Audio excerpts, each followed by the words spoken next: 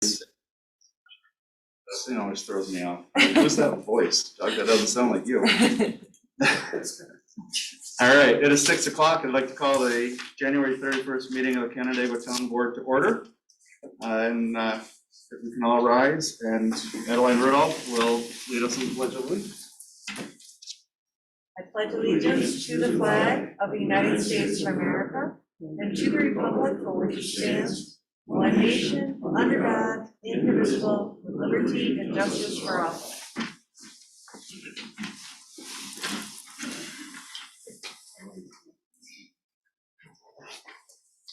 All right, Jean, can you go ahead and do the roll call?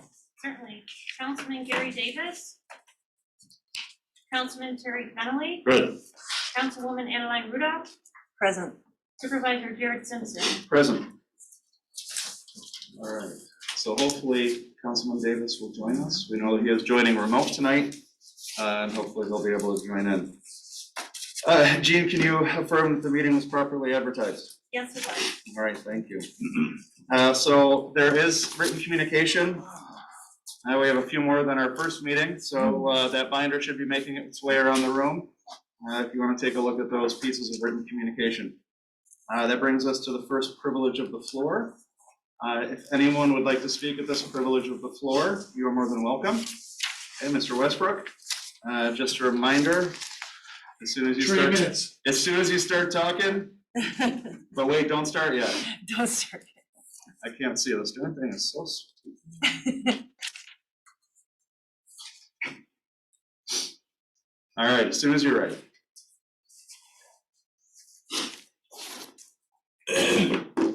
My name is Greg Westbrook. I live at 4096 Montalinda Drive, Canandaigua, New York. I'd like to read to you a letter I sent to the town board on Friday. It's entitled "Time for a Do-Over." I know firsthand the process of successfully filling and opening on the Canandaigua Town Board must be driven by the town supervisor. Selection criteria to fill even a temporary role should be determined based upon the needs of the town and should be consistent and visible from the initial announcement through the final selection.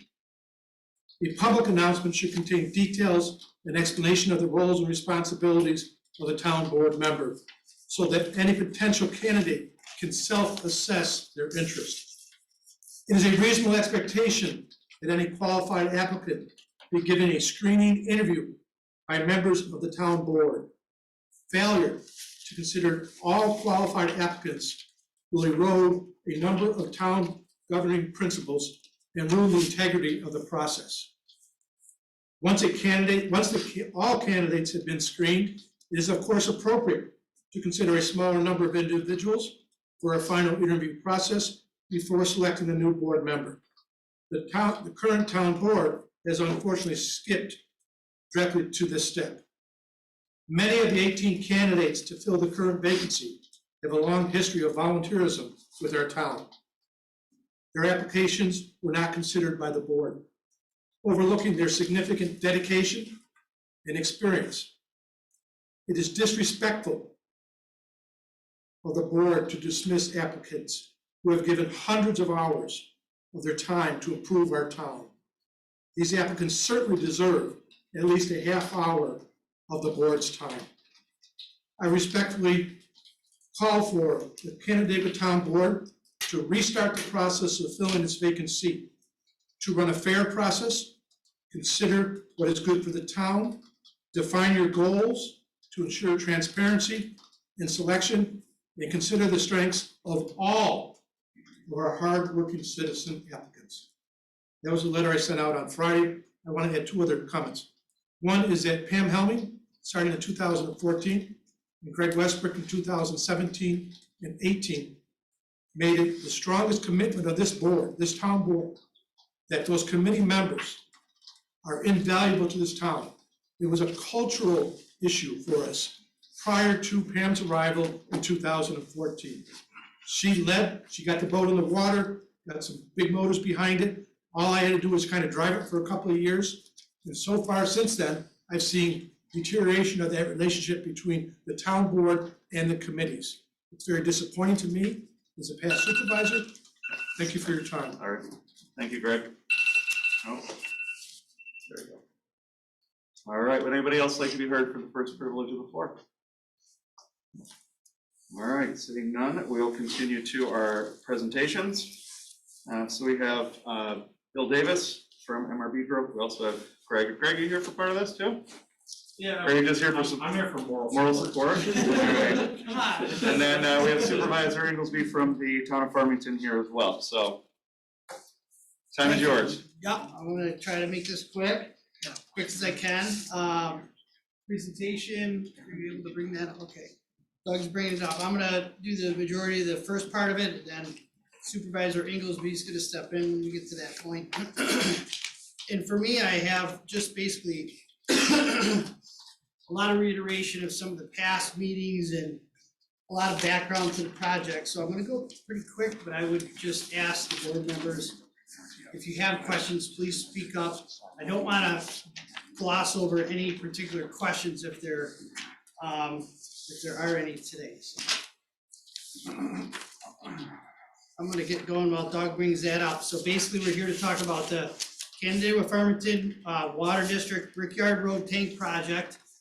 If you go to the next slide, Doug, that's kind of a rendering of the project that was done a while back. It's a composite style tank that's concrete with a steel top, 2 million gallons. It was sized for the district years ago.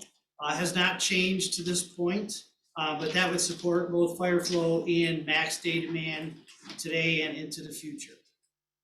Okay, next slide. So this was our original budget from 2019 for the project. As we've talked about, the original budget was anticipated to be around 9 million. Even since we took bids about a month and a half ago, we see that prices in 2019 were basically in check with this budget. So we were on track right from the beginning. So far, the expenditure to date has just really been engineering and legal and administrative costs. About 400 to 500,000 has been spent so far. At that time, we had a generous 15% contingency, about 940,000. If you go to the next slide, Doug. Thank you. The new budget now has reflects the actual bids that we received December 14th. It includes about an 8% contingency at $900,000. It makes the total anticipated project cost around 13 million. You'll see today our expectation on a project like this is that contingency even is a little heavy for a project like this. We know our tank costs, which is the majority of the project costs. So we do not anticipate that we would, need that much contingency going on. I did talk briefly before that if needed, we also have some items that we could, value engineer if needed, if budget becomes an issue, to reduce the cost a slightly bit more. Okay, next slide. Just want to reiterate a few things about project need. I'm going to go quickly, but I'll stop at the end of the slide for any questions. Original tank built in 1964.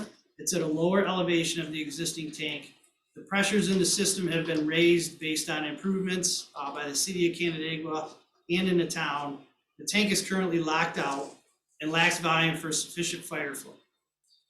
What this means is that the tank really doesn't provide any pressure to the system until a very significant high flow demand occurs, like a fire. We see high pressure fluctuations in a situation like this, and we see pressures in the system drop below 20 PSI. Department of Health minimum standard is 20 PSI. Your building code minimum standard is 40 PSI. The DOH is aware of the situation. They cited violations or issues with the tank being locked out.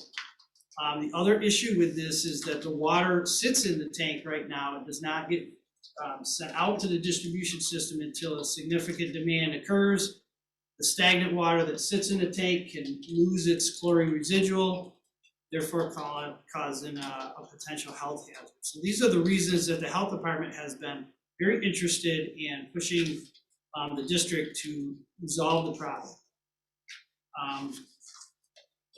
All of the fire flow and demand comes specifically right now from the transmission line. In 2005 or before, we started studying the issue. In 2015, we did a very intense presentation to both town boards. I do have the presentation here if anybody wants to see it. But we went through much of the hydraulics. We have had pressure monitors out in the system for years. We have seen the impacts of the pressure throughout the system. Just as an example, it's difficult to see, but I'll pass this around. This is just one example. It is from a while ago, but it shows a significant pressure drop when there's a fire demand down to 20-30 PSI. That is at a location at North Street, I think, in Canandaigua at the city line. It just is an example of what's happening on occurrences in this distribution system. Also, future development, as bad as the issue is today, any future demand or development will make the situation even worse. Any questions on the need for the project? Could you forward us a copy of that 2015 study you mentioned? Yeah, actually, you want a hard copy, you can just take that. Keep in mind that study was from 2015. There has been some tweaks to the design since that time. But that was really the hydraulic evaluation that led to the understanding of exactly what needed to be done there, and looked at quite honestly, quite a few other options and exhausted them to this point. Okay, I just wanted to show this map real quick. I just want to point out one thing for you guys. I know there's been a lot of question about the benefit of the project. Here is the city line. Here is the tank location. Today, Brickyard Road water tank. These two pressure reducing valves separate this pressure zone right here. So from Town Line Road to here, that basically all rides off the tank pressure. With the increase in height of the tank, it's going to increase and stabilize pressures in this whole area, which includes the town of Canandaigua. And it's also going to provide a more consistent pressure to these pressure reducing valves, which will in turn help also stabilize the pressures in Farmington. Any questions on that part of it? You say the tank stabilizes pressures there, Bill. Yeah, You mean a new tank, will a new tank, correct. current tank, The existing Doing tank's nothing. doing nothing until fire flow drops the pressure so much, and it just barely then empties the tank. Empties it a little bit, I should say. So if this project goes through, what will the pressure, average pressure radius be in the Canandaigua? Good question. It'll ride on the city elevation, basically, pretty much mimic the city elevation. So, you know, off the top of your head? So the hydraulic grade line is right, it'll be from the city grade. What that tank will do, it will buffer the demands of the system, so that, that's part of the design standards for a tank, is to keep your system pressure within a 10 PSI range, because they don't like you to, you know, drop 30 pounds and then cycle back up. It causes fatigue loading on distribution mains. So the quick answer is, it'll be the hydraulic grade from the city, and it will buffer the pressures in the system to stay within a 10 PSI range from their static to their residual pressure. So believe it or not, we're not actually raising the pressure in the system, because at nighttime, for example, and that graph will show you when there's low demand, you're around 70 PSI at that location, right, based on elevation. Your system sees that because the tank's locked out. And when there's low flow in the system, you're actually riding off the city tanks right now. So we're not increasing pressure, it's gonna stabilize it at that pressure. And for like North Street, it was 70 pounds there, and that's probably one of the higher elevations. So whatever it is now, it's gonna keep it at that high pressure and just not allow it to fluctuate so much once it drops. it's gonna mimic what the city tanks give us, because the top of that tank, the elevation is gonna be quite It's really similar to close. the. Yeah, it's really close into the city elevation. And we did, so you guys know, we put provisions in there for a future pump in the event that demand becomes so high. We don't foresee that anytime soon, but if demand, then again, with development and everything, so any commercial, industrial if the demand increased so high and we had to pump into the tank a little bit, we do have the ability to do that in the future. Set up the piping and stuff is there. We passed the resolution in 2017, that original one you had up there, Yeah, $9 million. 2022 now. What happened? Why didn't this project get taken on earlier? Now we got a 50% increase in cost. great question, and I'll run through. So just real quick, we did, started studies in 2015, we did seeker and bond resolution in 2017, right? That's what you remember, right, Terry? So that was in order for the district to go after the grant application. So at that time, we knew about the project, we knew the expense, but we didn't want to pull the trigger, so to speak, until, we went for a grant and we had to do the bond resolution in order to apply for the grant. So it was about a year time frame. So we submitted the application and then even heard back on the grant. That's 1 year. Once we heard, 2018. yep, once we heard back on the grant, and we got everything basically in motion as far as the planning and the design. We completed the design in about probably 12 to 18 months, I think. We did have also a lot of time getting FAA approval. That did slow us up a little bit. There was a pretty intense process to go through with public hearings and so on for that. And then we had most significant amount of time probably was just getting Department of Health comments back. And that was not quite a year, but probably about 9 months, right? Yeah. So, and at that time in the very beginning, we didn't know COVID was coming, so we weren't in a rush to get it out the door, because the more time it took, the more Pete was able to kind of, get the finances in place. And so it wasn't on a fast track, obviously, because we didn't see COVID in our horizon, but so these What was- jumping. Sorry, go ahead. What was going on from 2005 to 2017?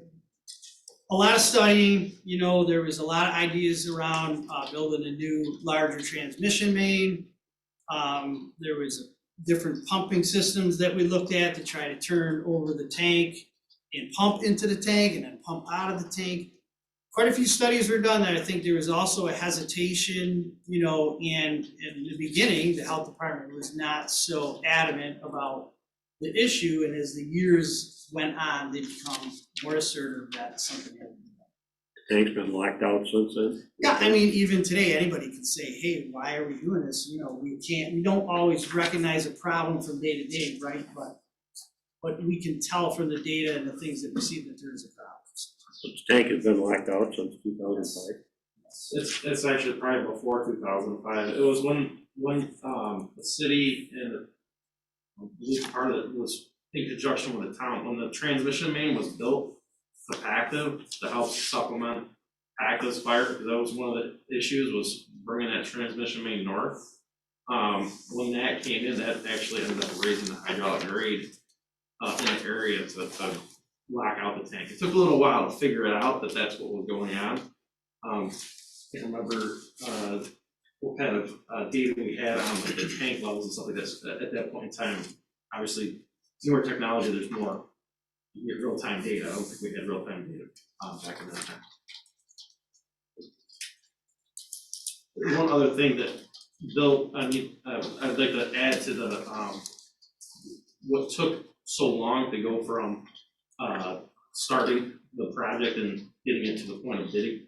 There was a solid window of 6 to 8 months where we had actually put a whole bunch of pressure sensors in the system, because we're really trying to dial in exactly what elevation the tank had to be at. The nuances of this are, I can spend talking hours about this, but the nuances of where to set that hole and specificity of where that needs to sit to work hydraulically without pumps. It took a tremendous amount of data collection and analysis to derive this elevation. Because it's the easy answer would have been, oh, we'll just take the city tank elevation and we'll just ride with that. But the headspace that we would create in that tank by not utilizing it was a real potential. So we wanted to dial it in and put that wash bowl at the right elevation. So there was a great deal of studying that was going on while the design was going on. That delayed, I think, us getting into hard design and getting contract documents put together. There's more about, Thank you. and that goes to we have it. So I just wanted to run through, project development. We were successful. Well, I should back up. So at that time, the bond resolution was done. 202B resolutions were committed to by both town boards for the $9 million project. We did receive the $3.6 million in grants, and then there was the basically initiative to go forward. All of the approvals have been obviously completed: environmental review, FAA, DEC, Army Corps, Department of Ag. I mean, every agency has been involved in this project to some extent, and we've gotten approval basically of everybody.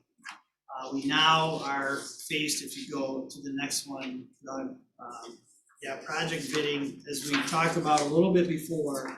Obviously, we know we've gone from 9 to 13 million. We are, I guess, blaming COVID for this. It is a real situation out there, escalated prices. We've done a lot of research since we took bids with the contractors and also with other bids that we've seen in the northeast area of the US. Steel, concrete, all of this we've talked about. The next lowest tank bid that we had was $1 million less than Caldwell, who was our low bidder at the time.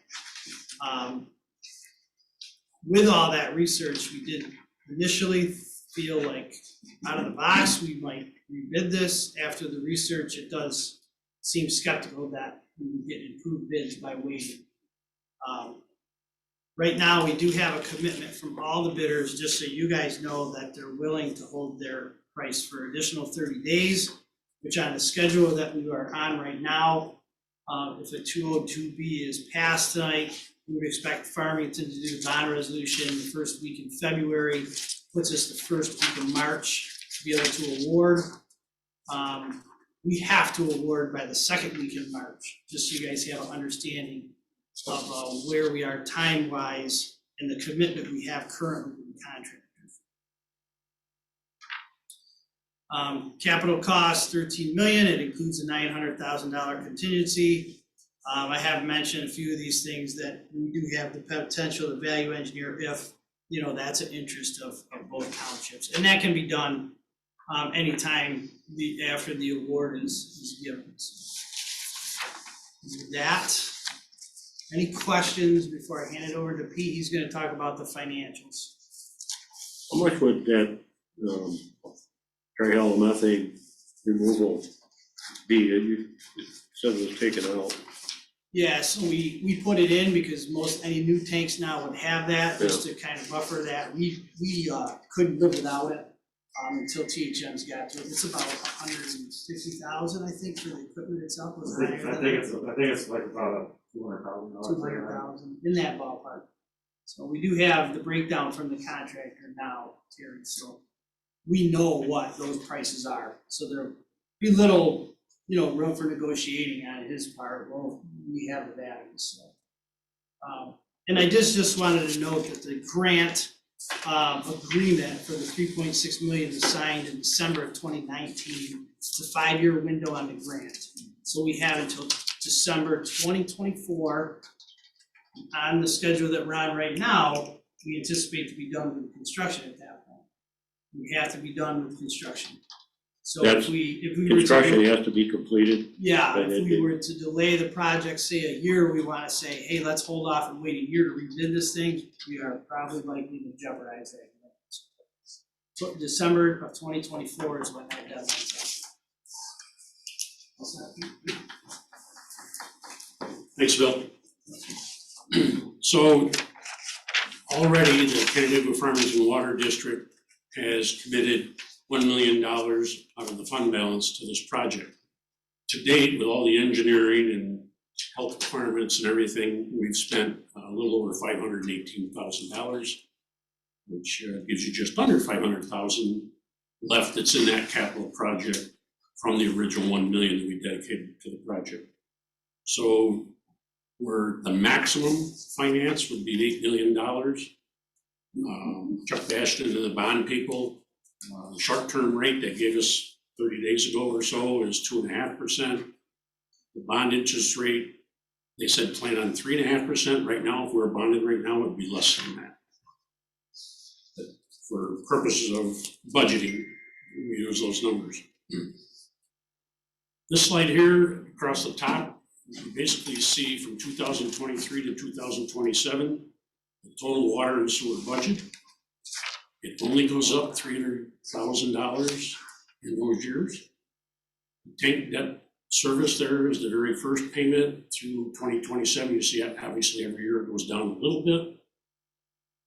The assumed appraised value for Farmington, assumed appraised value of Canandaigua.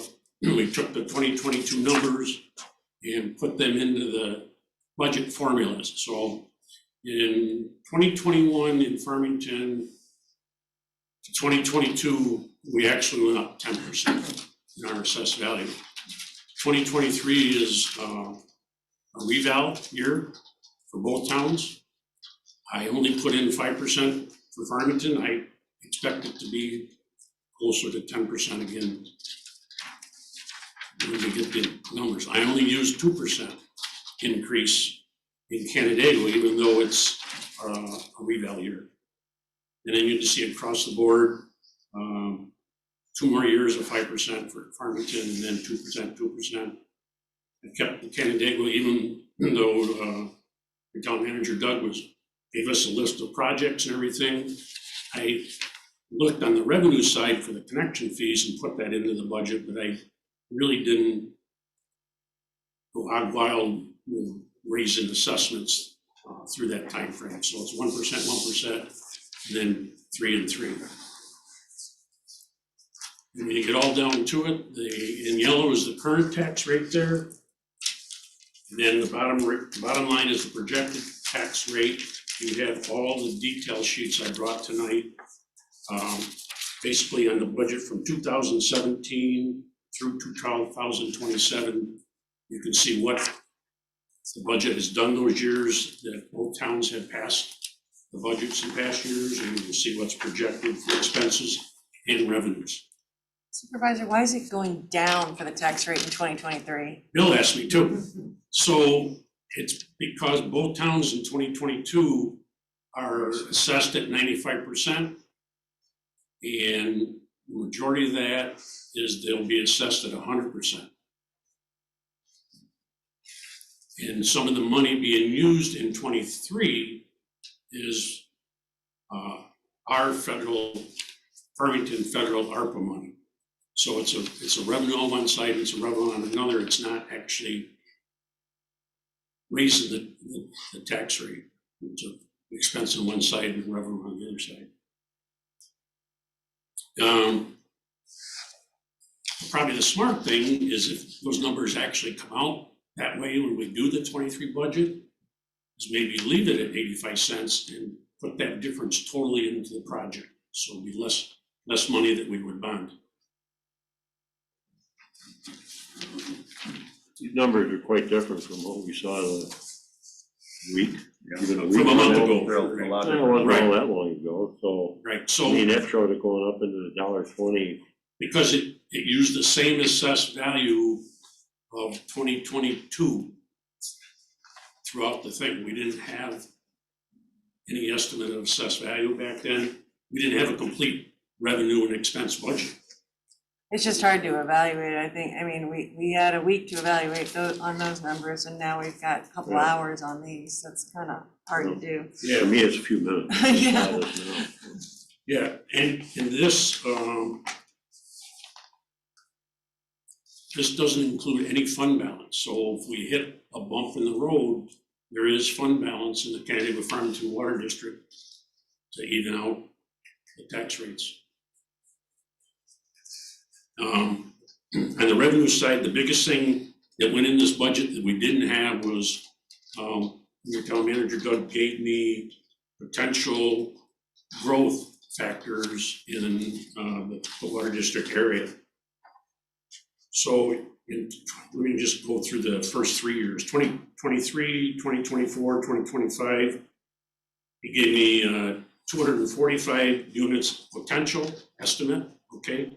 I only used 30% of that for the revenue side for connection fees, 73 units.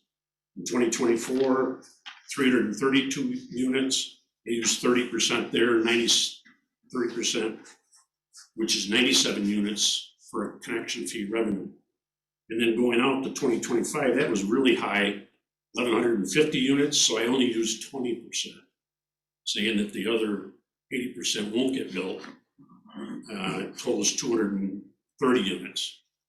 And then for 2026, I used 175, and 2027, I used 150 as revenue for those years in that one particular line in the budget.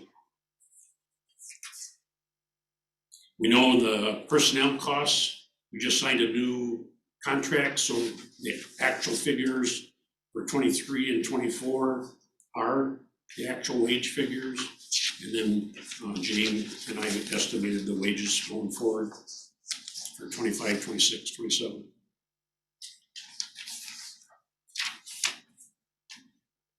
Any other questions? I would add that when I was talking with Supervisor Inglesby about this earlier today, and the conservative, these are very conservative numbers, which is good based on the additional units that could be added in there. So I think on that regard, they've done a very good job being cautious with this and not getting over our toes too much, and hoping for something that might not be there. I feel like it's a safe number to go with. I'm a lot more comfortable with the 81 versus the, and up to a 92 that 92 versus $1.25.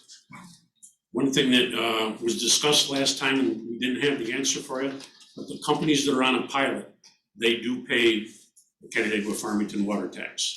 So we don't get away with it, they pay the full shot on that. The pilot tax is just for your town and county taxes. And the other thing for revenue that we discussed was possibly a meter charge like Monroe County Water Authority does. So I took a quick look at that. We have 224 meters, 2-inch and above, which would be the commercial side. If we only wanted to do a meter charge in the commercial side, that would affect 224 meters. Monroe County is crazy. I mean, they do like $4 to $6 a day charge on the bigger meters. And the smaller ones were at the residential size were still like 40 to 67 cents, depending on the size of the meters. So just as an example, the 224 meters at 25 cents a day, for those, it raises a little over 20,000 revenue in a year. It's not a lot, but it helps. In the long run, we have to go to something like that. What does Monroe County charge the large users? So you said $5. $4 or $5 Per gallon? You said per day. Per day. No, it's per day. The meter charge is, I wish I'd have brought that with me. But it's $4 to $5 a day on the bigger meters. Wow. And it comes, it's 90 every quarter, that bill shows up. The meter plus their water usage.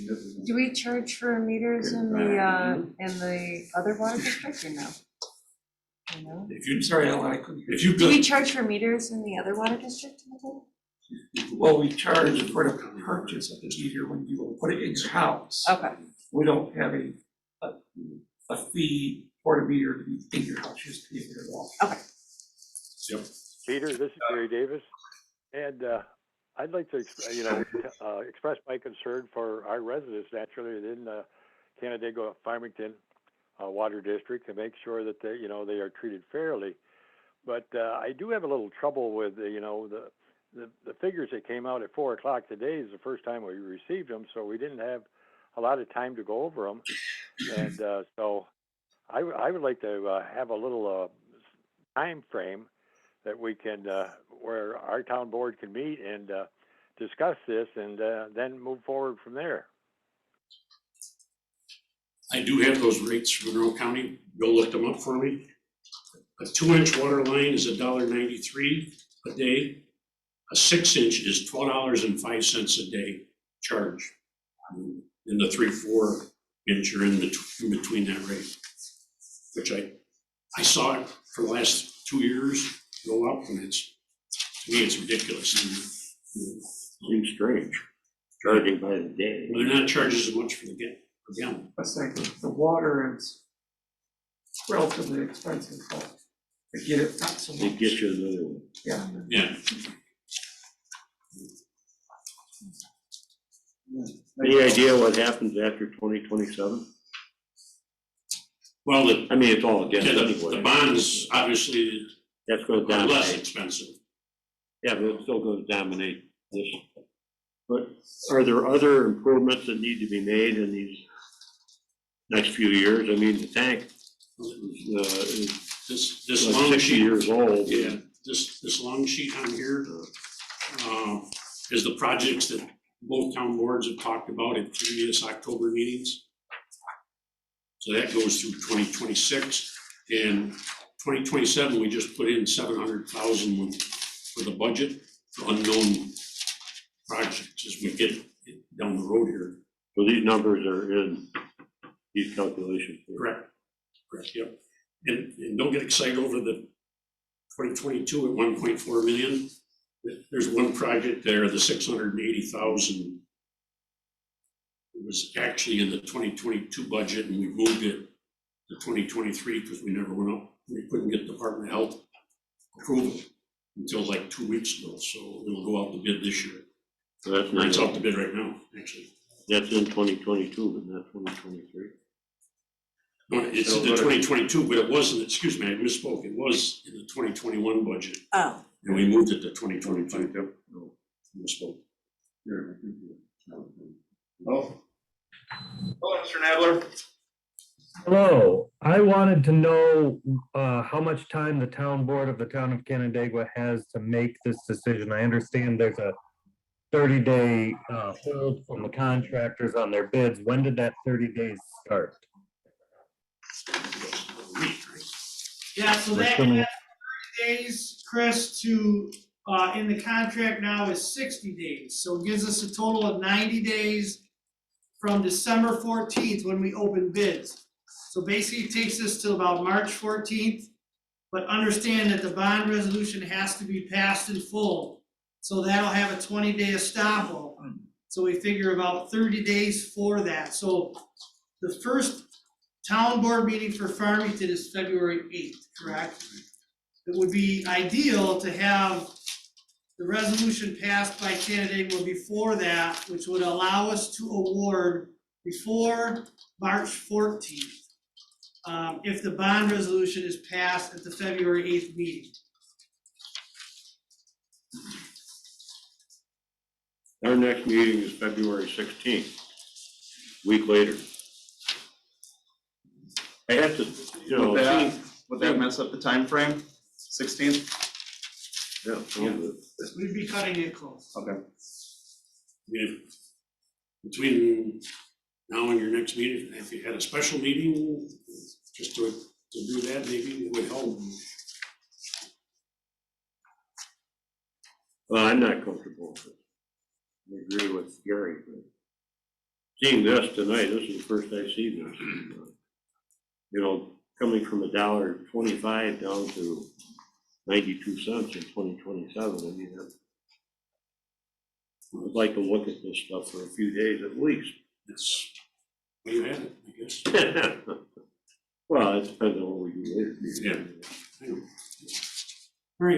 All right, I'm also very concerned about it too. It's just such an increase. I'd like to see the value engineering possibilities maybe spelled out a little bit more. I'd also like to just get a better handle on these figures that have just been presented to us. And just making sure that we've really I don't know, I gotta look at this, I guess, a little bit more to see that we've really evaluated all the options, that this is beneficial to the town of Canandaigua residents too. And Yeah, within the district, yeah. yeah, it's just, it's such a big hit. It's such a big, like you said, a 50% increase, Terry. It's really concerning to me. And I'm probably gonna be the outlier on it. I mean, looking at the numbers and knowing the unforeseen factors that were factored in, but now that the numbers that we had, that we were able to provide with it for them with the additional projects, the potential growth in that area, and that didn't come out. They didn't get that right away either, so Yeah. I'm looking at these and with that factored in, I'm more comfortable with this now than I was this morning before seeing it.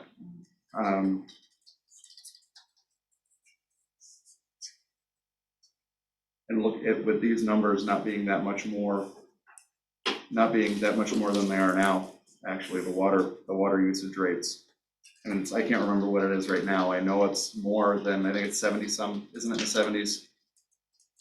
The tax rate or the? Yeah, the tax rate. The other one there, it's 85 cents 85.28. Okay, but currently? currently. Yep. Okay, so yeah, That's right all right. So, I mean, looking at that, And that went up from 80 cents, mostly, not necessarily because of the budget, but because both towns went from 100% to 95% assessed value. And that bumped it up a few pennies. and this isn't that much off than what it currently is. I know my number one concern and the red flag in the very beginning was looking at a 10-15% potential water rate increase, Right. which is quite a bit. So I'm more comfortable with this right now. So what, how long would this be taking to pay off this $13 million? Well, the 8 million bond. Yeah. Would be, it's figured in there, a 20-year bond. It's not 20 years. not a 25 or a 30. Your interest rate keeps going up when you get the longer bond rate.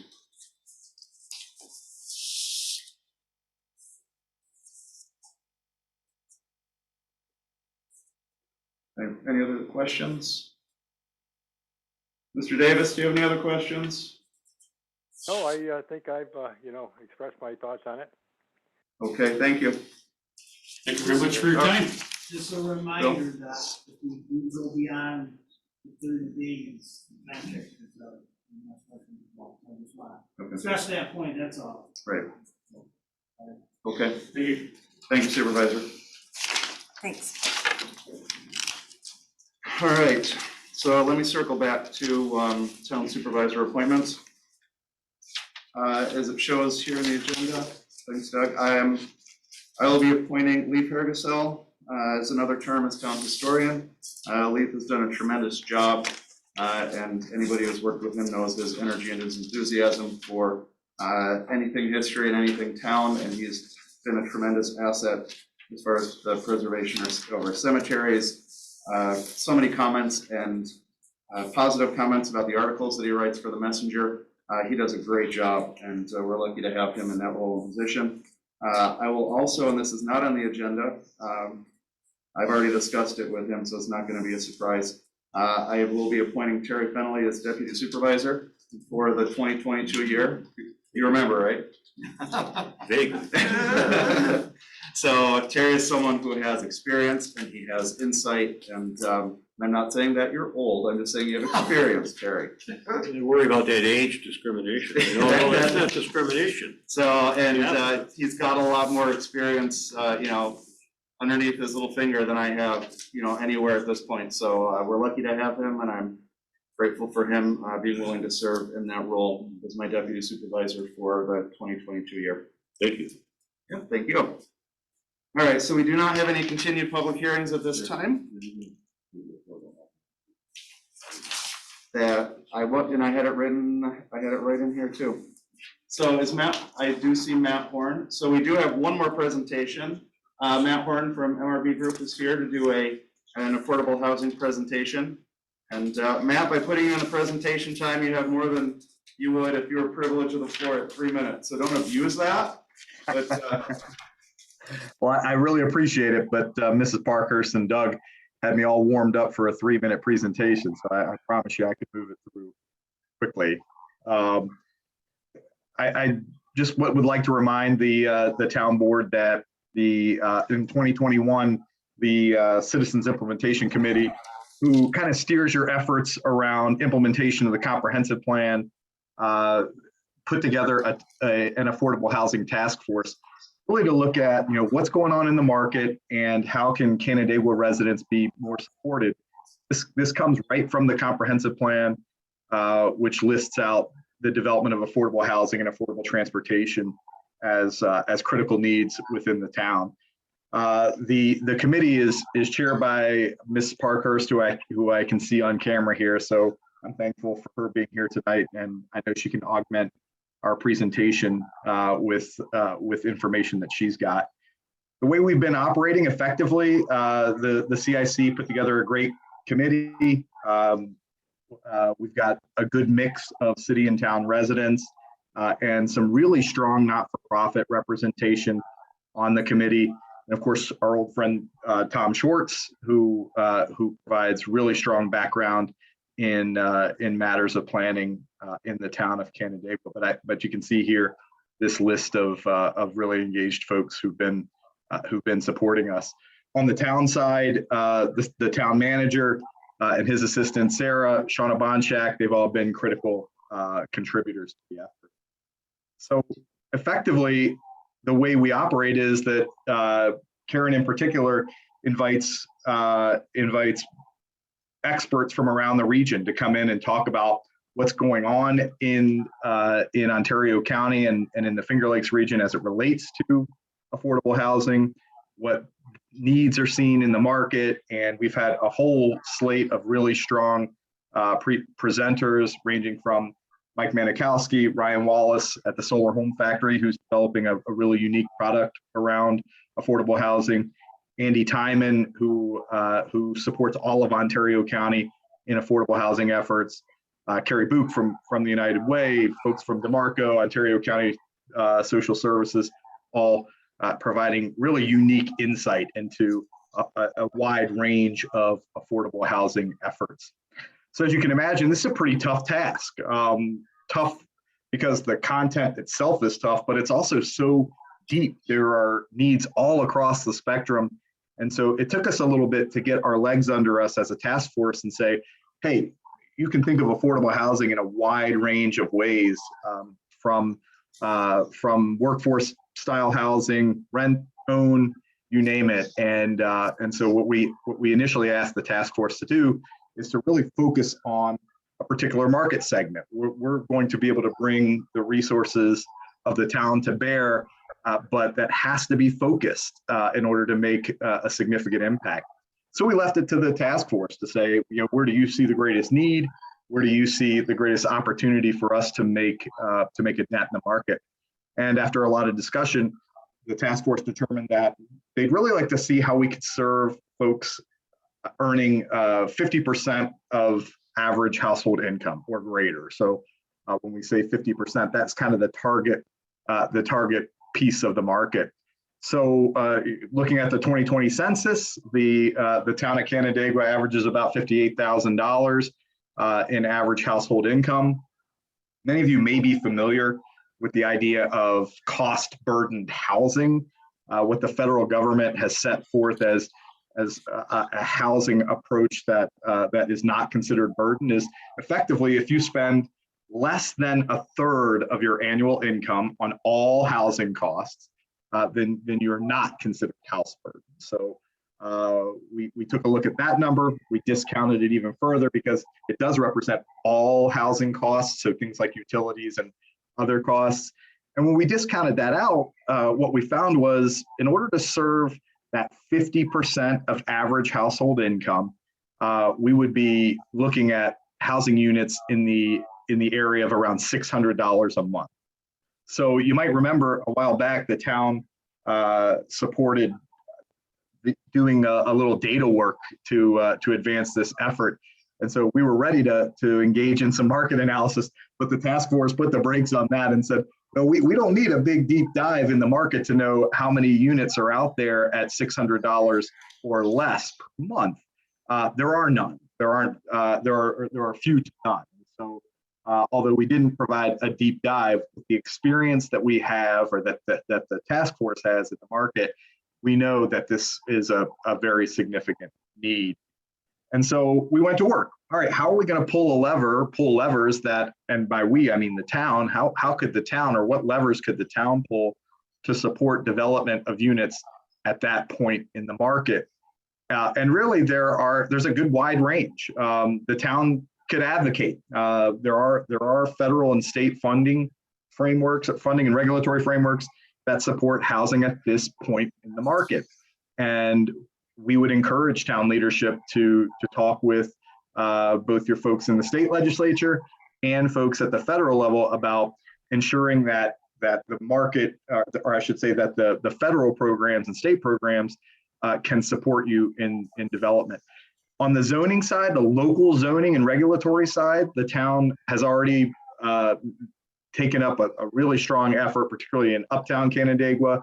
The developers we talked to through this process basically looked at Uptown and the density that's afforded there, the infrastructure that's available there, looked at that as really ripe for the development of reasonably priced housing. You should continue to look around the town and say what makes the most sense. Your comprehensive plan outlines a number of areas in the community where that might make sense. There are lots of grant programs out there that support low to moderate income housing, and we would encourage you both to identify those opportunities that the town could apply for, but also to support private sector entities who come forward and are seeking to develop housing with grant funds. We feel like the town could make proactive efforts toward attracting developers, working with Ontario County, the LDC, and others. It's about kind of announcing that the town is open to this type of development and that you've made it a priority. To that end, we've talked about a convening of development groups that we know operate in that part of the market, and sharing with them the opportunities that we know are available in the town. And then finally, and this came up, I know Mrs. Parkhurst represents the town at the county level in these conversations, and this has come up there. There's no sense in developing affordable housing opportunities without pairing them with reasonable transportation alternatives. So, we'd ask that the town continue to evaluate wherever you're going to situate these affordable housing developments, that you also look at the transportation infrastructure as well. So we're going to continue to do that work, continue to talk to experts, continue to refine approach.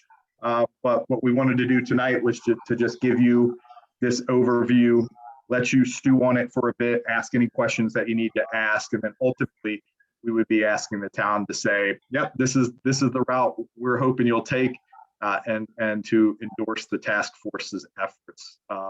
As I say, I know Mrs. Parkhurst is here. I'm here for any questions, and I'll also provide this briefing to the town manager and to the town clerk for distribution to you, so you can dig at it a little deeper. Any questions or comments? Great presentation. I sat in on the last meeting there by Zoom, and it's a multi-layered issue. There are a lot of considerations here. I captured them very well there between you and Karen here, so. If I could update you just briefly, I attended the Ontario County Housing Consortium meeting last Friday. Actually, I spoke at it. And Pat Stone has a grant finder expert who I believe is going to be able to be at our next meeting to give us some tips on that. The interesting part of that whole meeting came out of the transportation aspect. And they too are dealing with transportation issues associated with affordable housing, and that's part of the strategic goal that we determined. So we're going to be in that committee that I'm now on, we're going to be looking at the transportation side of it also, and we have some ideas, and well, it'll be in the next report. Thank you. Adeline, any questions? Yeah, Karen and Matt, I was also at their meeting last week for affordable housing. One thing, I was wondering if you've explored, and I would appreciate it if you could look into, what services, increased services would be demanded from affordable housing, and if you could research what our schools are doing to supply additional services as well, and what our community would need to provide service-wide to support affordable housing. And part of the answer to developing an affordable housing plan is all of the nonprofit organizations that we have here, because they're a critical part of most grant applications, and all these tax credit things that I really have no grip on. So they are experts at handling what you're asking about, what the adjunct services are that will be needed in order to have a really good, comprehensive affordable housing plan. So there's more to come on that. And then my only comment, and I shared this with Karen this last week, and Matt, for you to hear for the record, I really would encourage the committee, the group, to look at affordable home ownership as much as possible. I think that's something that we seriously need to look at. I know sometimes it gets overlooked, it gets pushed off to the side, but in speaking with school district leaders, that is one of the #1 concerns, is that we need more affordable home ownership within the community.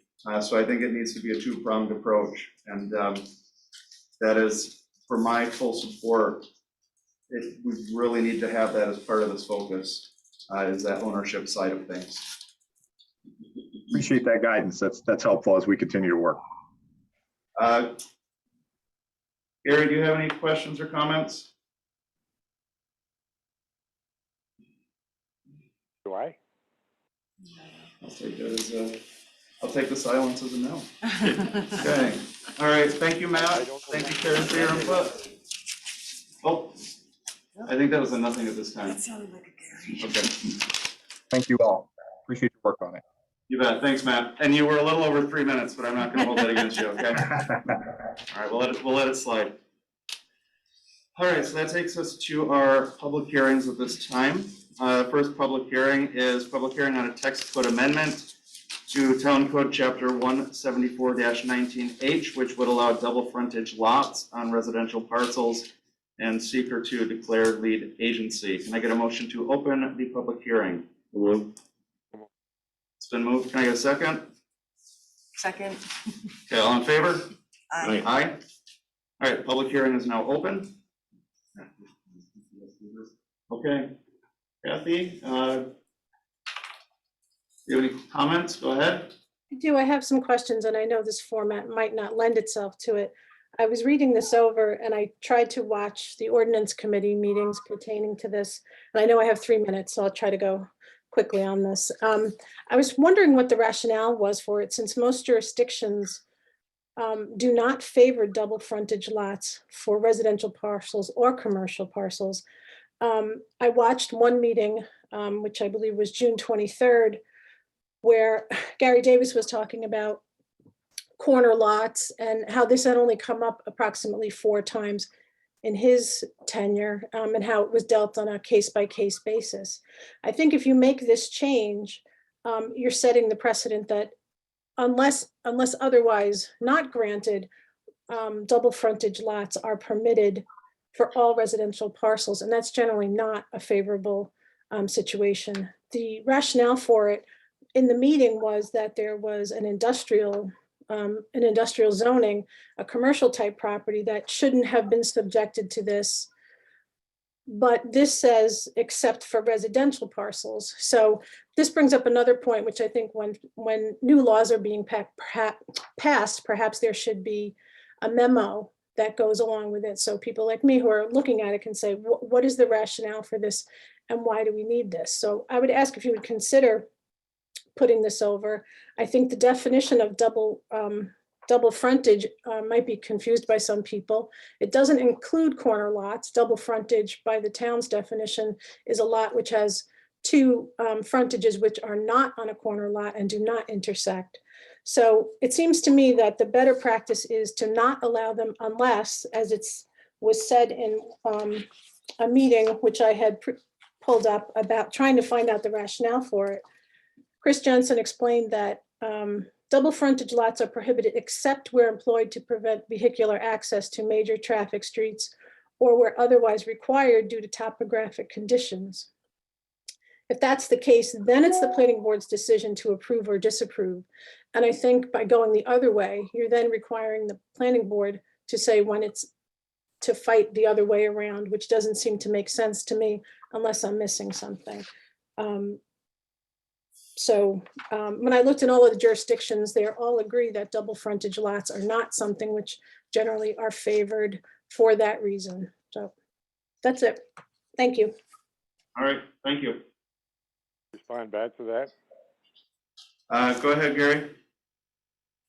Yes, I don't dispute the number you said, Kathy, of 4, but I don't remember that being a number that I might have picked up and brought out at a meeting. But this is something, the years that I've spent on the zoning board, we encountered at different times. And also the present zoning board, was talking to the ordinance committee about seeing about eliminating that so that they wouldn't have to be given variances where the people would have to go before the zoning board and pay for, getting something corrected that the town could do on its own. As far as commercial, we did not do commercial because some of this commercial stuff, if you look at the, the maps and things like this, some of this was self-inflicted. So we certainly weren't, going to help those benefit from something that, they had control over. And that's why we only did the residential homes within the town in that regard. All right, thanks, Gary. Anybody else? Anybody else from the public like to be heard at this time in this public hearing? Yes. Go ahead, Karen. When I read this, I immediately thought it was a corner lot. Mm-hmm. So I can't visualize double frontage. Is it 2 separate parcels next to each other? Is it one part? It's like Overlook Drive and Buffalo Street Extension, those houses. If you think of Overlook Drive and Buffalo Street Extension, how those houses back to Buffalo Street Extension and Overlook Drive. It's like. So it would be on both, both sides. Okay. And you really want to allow this? So I'd like to speak about it if I may. I had many questions I was reading through this. First, I didn't really understand where this request was originating from and why we particularly need it. Gary, I also was watching that meeting with you and you said that in your 12 years on the zoning committee, you only had this come up 4 times. And it just seemed like if it's coming up so infrequently, it seems like something that should be just reviewed on a case-by-case basis. I also was really concerned about how this would affect setbacks, right-of-ways. It just seems like something that I'd like to at least carry over so we can maybe get a presentation from the county on this or something that is explaining why this is an advantageous change for a town law.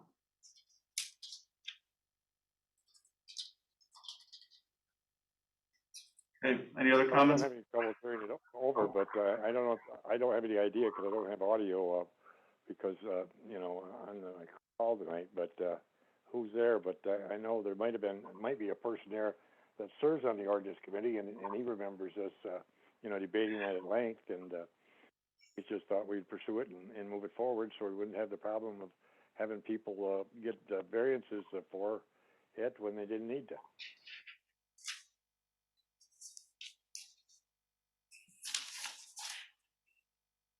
Any comments? I don't know if he was. You're all looking at me. I don't know if he's referring to you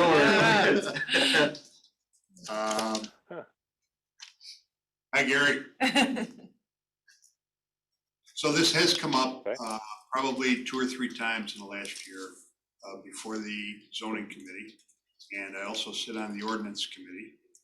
And we did talk about whether this was necessary to restrict having two entrances to a property that is on two different streets. And, you know, it had come up a couple of times, like I said, recently.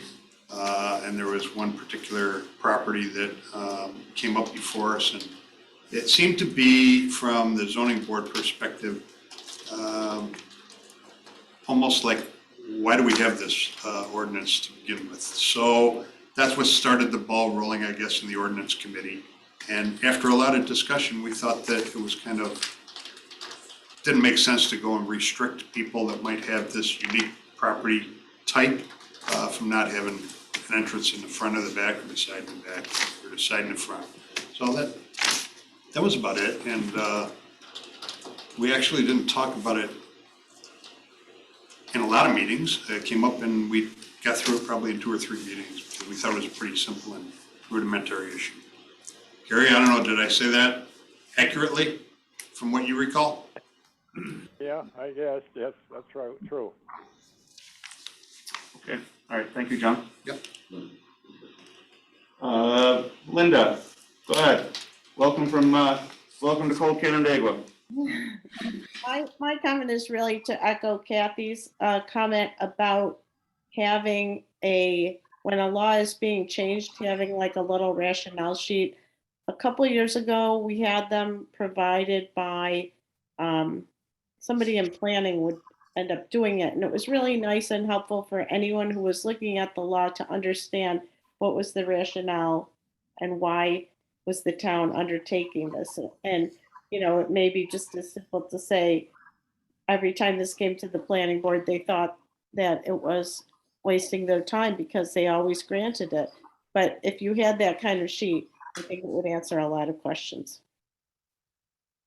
All right, thank you. Any other comments at this time for the public hearing? All right, can I get a motion to close the public hearing? I'd actually like to move to adjourn the public hearing over to another month if possible. So you'd like to continue the public hearing to next month? Just, I'd like to get a presentation or something regarding this before Okay. we make a decision on it. All right. Can I get a second on that? Which meeting are we referring this to, the February 16th or the March? Your call. It's gonna be quick. It's gonna be quick turnaround to get to February. It has to be March, February 16th to ask somebody to come in. I think that'll be awfully quick. So March to 21st? adjourn to March 21st.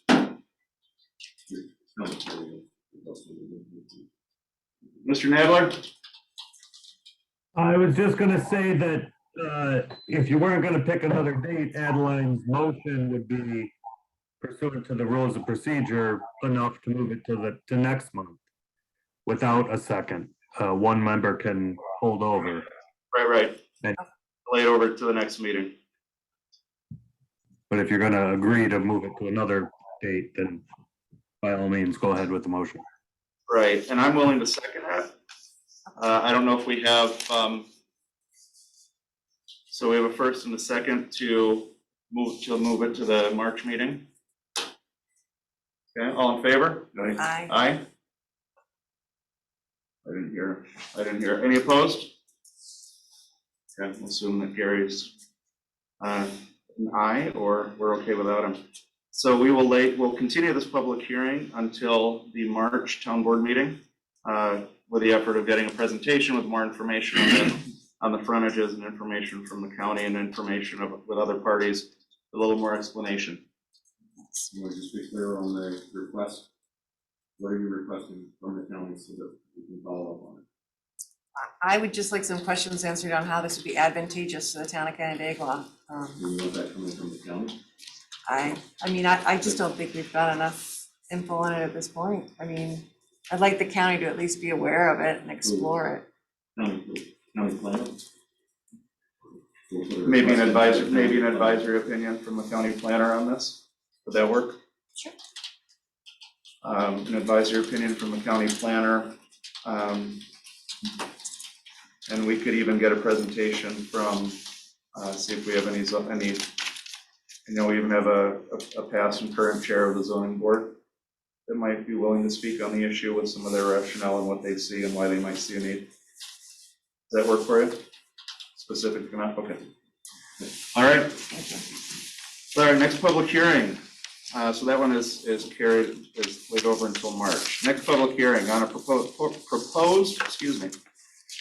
improvements to the Canandaigua Farmington Consolidated Water District pursuant to section 202B of the New York State Town Law relating to proposed cost improvements to a revised estimate of $13 million. Can I get a motion to open the public hearing? Second. Been moved first and seconded. All in favor? Aye. Any opposed? Okay, motion carries. Public hearing is now open. Any further comments or questions regarding this project? Taking a pause to see if we have anybody online. Okay. Anybody else in the room? All right. Anybody from the board? All right, can I get a motion to close the public hearing? Second. It's been moved and seconded. All in favor? Aye. Aye. Okay, public hearing is now closed. All right, now it takes us to reports of town officials and department heads. Highway and Water, Jim. Yeah, one. Next. Okay. All right. All right. I don't see Pam with any assessment report, so I'll skip there.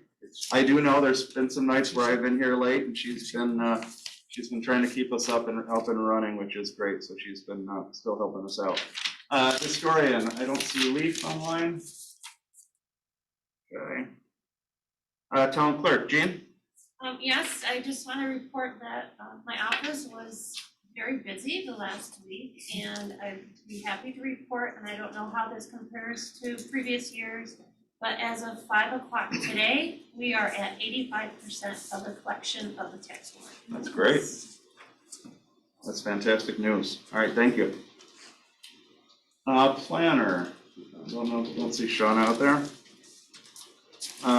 Anybody from HR Parks? I don't see Lindsay on there either. All right, town manager, Doug. I'll just give you a quick up on HR. That seems like a lot of what we've been working on right now. You know that we have a number of vacancies. Our HR folks have interviewed candidates for the senior clerk position at Highway.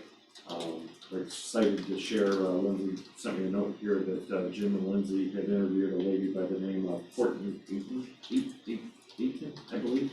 Sounds good.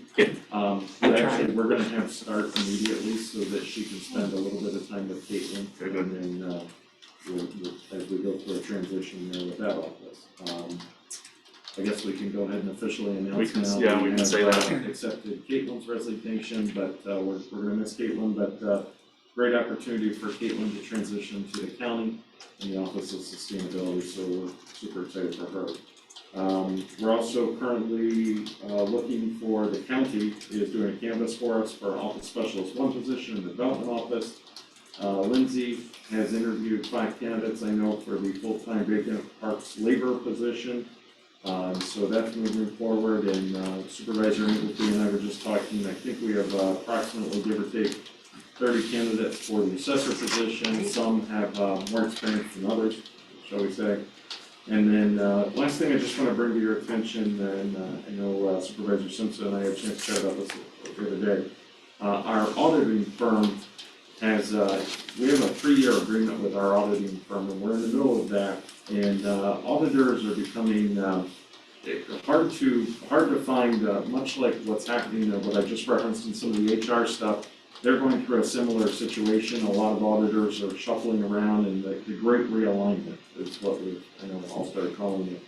And they're concerned, not necessarily, they're hoping to be able to honor the agreement that we have, provided that we're able to stay within the allotted hours. Otherwise, they're telling me that they might need to charge us some extra for extra hours if needed, but they certainly acknowledge we've made tremendous progress in the last couple of years, and probably at a cost of like an extra $1,000, $1,500. We're not talking tens of thousands of dollars, but we're trying very hard to keep that in alignment, and they've already started the audit. They were in the building last week.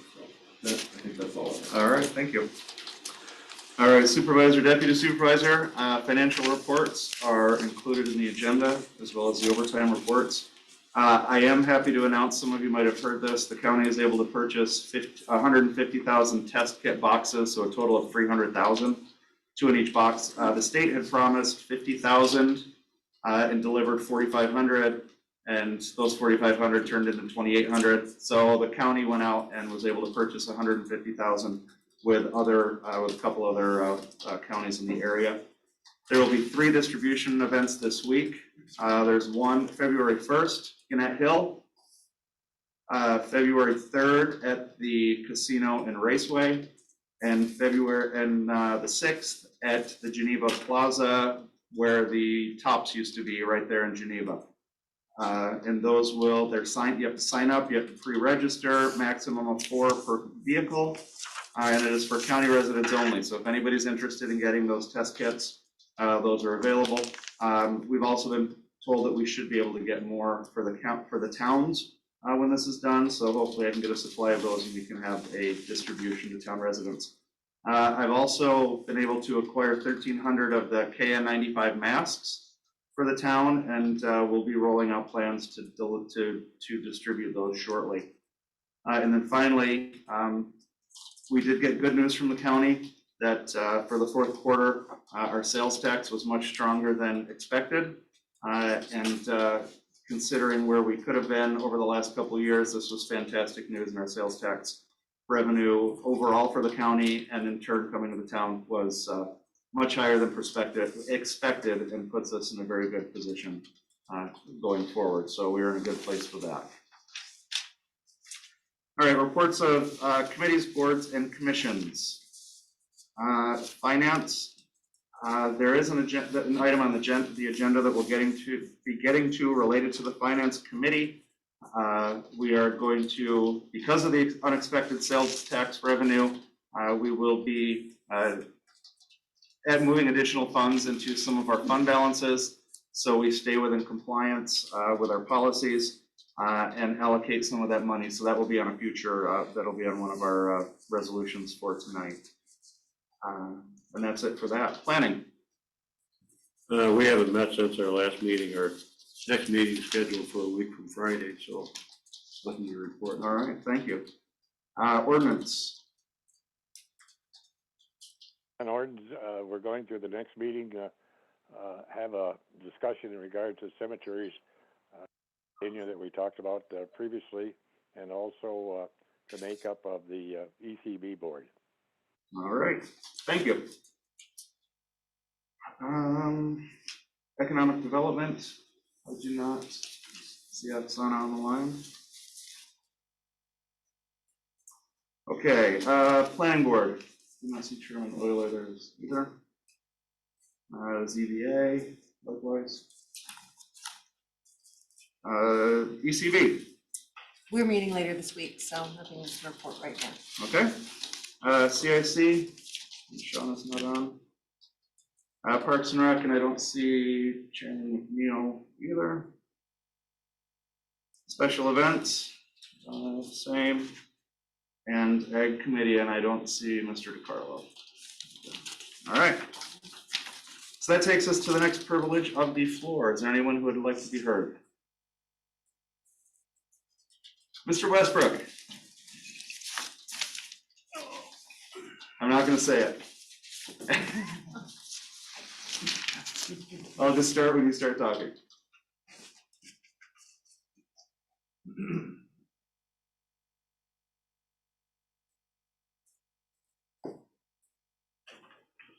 Over a year ago, this community was in an active discussion with all of its stakeholders to acquire 7 acres of land on Titchener Point.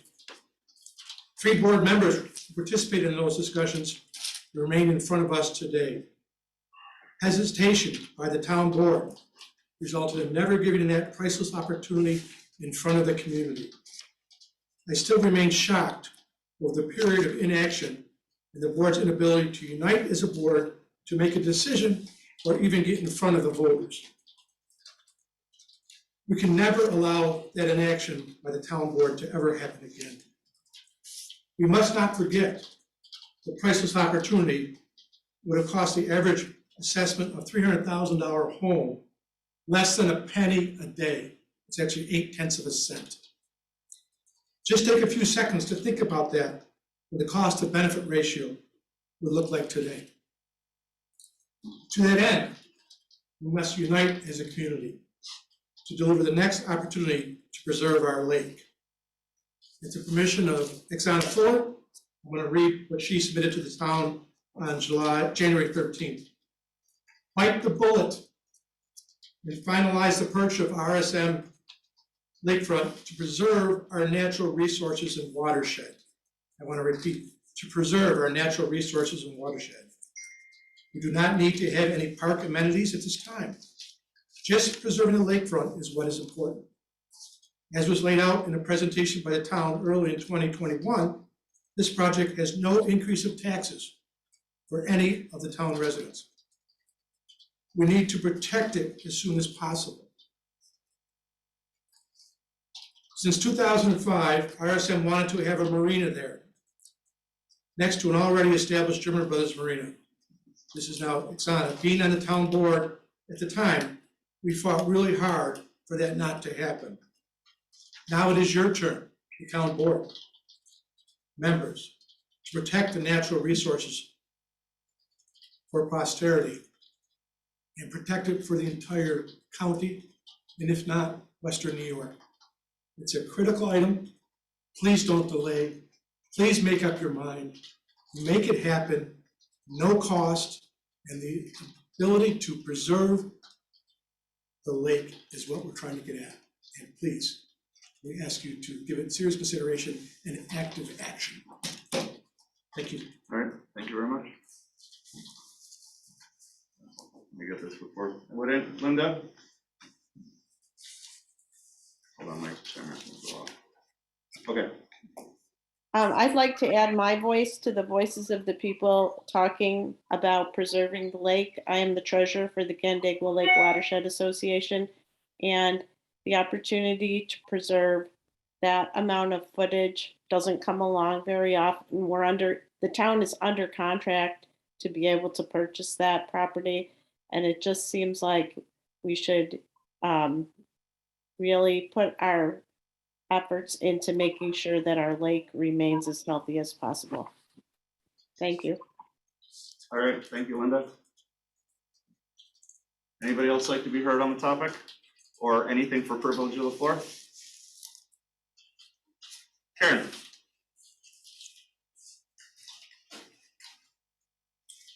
And I would like to second all that these two people said, Greg and Linda.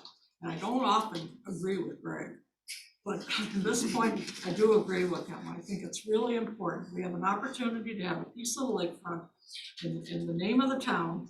It helps preserve our natural resource. It doesn't have to be a park. You have the opportunity, take it. The time is now. Take the opportunity and go forward with it. All right, thank you very much. Okay, anybody else at this time? All right, seeing no more hands. All right, we'll go, so the executive session that we did have scheduled for this point in the meeting, we are going to move to the end.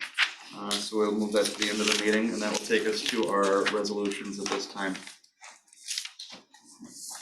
And there are a few changes in those, so just bear with me and let me know if I mess up, okay? I'll keep my right eye focused over that if the hand goes that way. I know, unacceptable. Okay, resolution 22-47, acceptance of the monthly financial reports. Second. Been moved and seconded. Any discussion? All in favor? Aye. Aye. Resolution carries. Resolution 2022-048, authorization to encumber funds from the 2021 adopted town budget to the 2022 adopted town budget. So moved. Second. Moved and seconded. Any discussion? All in favor? Aye. Aye. Aye. Resolution carries. Resolution 2022-49, Acknowledgement of Town Clerk 2021 Annual Monthly Receipt Reports and Bank Reconciliations. Second.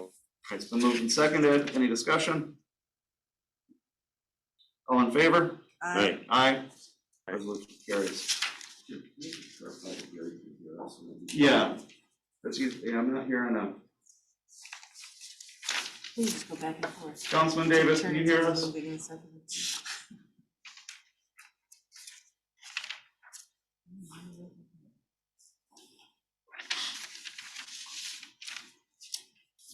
He's not. Yeah, so, he's bottom right corner, correct? Okay. Phone call. Yeah, that's him on the phone. All right, well, we'll keep going. If you see a hand pop up, just give me a shout. If you hear anything that I don't. Resolution 2022-50 appropriation and acknowledgement of unassigned fund balance to certain funds and reserve funds. With this one, I'd like to make a motion to table this one indefinitely because there are some amendments to this resolution. So I will motion to table indefinitely. I'll second. All in favor? Aye. Aye. All right, resolution carries. And that takes us to 2022-050A with a few adjustments. And this is the appropriation and acknowledgement of unassigned fund balance to certain reserve funds. Can I get a motion? Second. All right, it's been moved and seconded.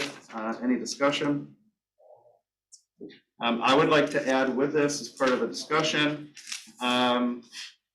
It is in the agenda. If you have a copy of the agenda, the one change that we're making, there is the SW 500 line at the bottom that we're pulling out of there, lowering the amount to $875,000 of reserve fund balance that we are moving into those allocated reserve funds.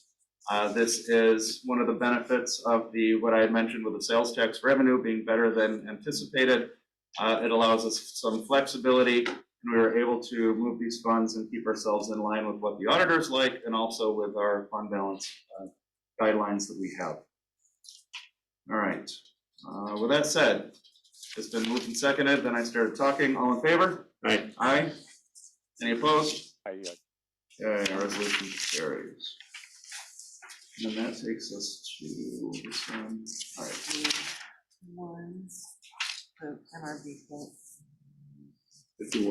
51. All right. Resolution 2022-51, acceptance of MRV Group quote to prepare transportation improvement program grant application and authorization of town manager to execute documents. So moved. Second. It's been moved and seconded. Any discussion? All in favor? Aye. Aye. Any opposed? Resolution carries. 2022-52, purchase fleet diagnostic equipment. Can I get a motion? Second. It's been moved and seconded. Any discussion? I was gonna have Jim just bring up that this ends up being a bit of a cost savings as we discussed Okay. in the finance committee, but Gary says aye. Jim, do you just want to explain The equipment we are diagnostic? purchasing is for the heavy equipment, pickups and dump trucks. Yeah. The diagnostic. Yeah, that is that was- for when we get codes on the trucks. You don't know what the code means, we have to drive up the Rochester to plug it in, and every time they plug it in, it's $250 for them to tell us what the code is, and majority of the time we just fix it ourselves. We just don't know what that code means, so we're looking to purchase the equipment, and it has an annual update to it. It's a cloud-based software that we will get the new information each year when things change. So we're not running up to the west side of the city just to plug it in to find out what is wrong with the equipment. I like this because it seemed like it's actually eventually going to save money in the long run, so. Well, I can tell you this, that with today's emissions, especially diesel, we have a lot of problems with sensors. And once the equipment starts to sense an issue, it starts to deregulate the equipment. What I mean by that is it starts to take away horsepower. The longer we drive it, the quicker it takes away the horsepower. We cannot diagnose in the truck or on the web without plugging this in. If we know what sensor it is, we can then potentially clear the code or replace the sensor. Because once the truck goes into limp mode, it will travel about 2 miles an hour all the way back to our shop. Then we have to tow it someplace to get it plugged in. All right, thanks, Jim. So we've been moved and seconded. Any other discussion? All right, all in favor? Aye. Any opposed? All right, resolution carries. Resolution 2022-53, to authorize the purchase of a new Bandit Industries wood chipper. Second. Been moved and seconded. Any discussion? All in favor? Aye. Any opposed? Resolution carries. All right, 2022-54, the authorization for the highway superintendent to contract with New York State DOT for 2022 mowing services on Route 332. Second. It's been moved and seconded. Any discussion? All in favor? Aye. Resolution carries. Just one thing, Jared, Gene, when we get this back, it has to go to Farmington. Okay, thanks. Actually, we already signed our. Oh, you did? Okay. It should be coming your way. So when Farmington's done with it, we'll get it. All right, resolution 2022-55, setting a pay rate for water maintenance assistant. So moved. Second. Been moved and seconded. Any discussion? All in favor? Aye. Aye. Any opposed? Resolution carries. Resolution 2022-56, authorizing the creation of a deputy water superintendent position. Second. Been moved and seconded. Any discussion? All in favor? Aye. Aye. Any opposed? Resolution carries. Resolution 2022-57, approving a revised cost estimate for increases and improvements of facilities to the Canandaigua Farmington Consolidated Water District. Need a second? Second. I'll go ahead and second that. So it's been moved and seconded. Any discussion? Yeah, I think it probably deserves some discussion. Yeah. You have to have an answer by your next meeting, February 8th, I think you said, Peter. That'd be best, yes. Speaking for myself, I'm a little shocked or whatever the right word is, looking at these numbers today when not even a week ago, you know, the sky was falling in this area. So I would rather think about this for a few days at least. Maybe we need a special meeting or, so that we could meet before the deadline that Farmington has and think about this. I mean, to me, there's two issues here. One is the construction building, this water tower that we saw and its associated infrastructure. The other is how we manage the district. And that's what I wanted to think about. The agreement dates to 1961. The IMA between Farmington and Canandaigua is 60 years old. And I guess I want to think about how this whole thing is managed. We're going to be experiencing a lot of growth in the uptown area. And I want to ponder that for a few days at least in respect to how this is managed. Over the years, if you read the agreement sets off like 50-50 management of this water district, but over the years, it somehow defaulted to Farmington is the administrator of the district. And I'm not throwing stones at anybody, I'm just saying that, you know, we have a lot of interest in the uptown area that are going to be coming at us. And is that agreement and is that management of that district in our best interest? And I want to think about that for a while. And I don't want to mess up the schedule and have the costs go up. I don't want that responsibility, so. I don't know what you guys think. I would agree with Terry. I need more than 2 hours to digest this. I just, I had a lot of concerns coming in and was really not feeling comfortable at all with about it coming in. I feel a little more comfortable with it now, given the new figures. But I think we need a little time to discuss it and come to a better decision. So I would prefer if we could create maybe a special meeting, since it seems to warrant that. All right, so I'm, just to speak, I am, like I said earlier, comfortable going forward with this, but I'm fine with having a special meeting so we can keep you guys within your time frame and give everybody a chance to dig into things a little bit deeper and kind of digest what we have. So what, oh, go ahead, Gary, I'm sorry. I was gonna say, I stated my thoughts on it earlier. I certainly would have liked to seen the figures that we received later this afternoon, a couple of weeks ago, so we could have gone over them. Then maybe we could have made a more ready decision tonight and how to move forward with this project. So I'm for spending a few days looking at the figures and going from there. Okay, so your meeting is? Tuesday the 8th. Tuesday the 8th. 7 o'clock. All right, so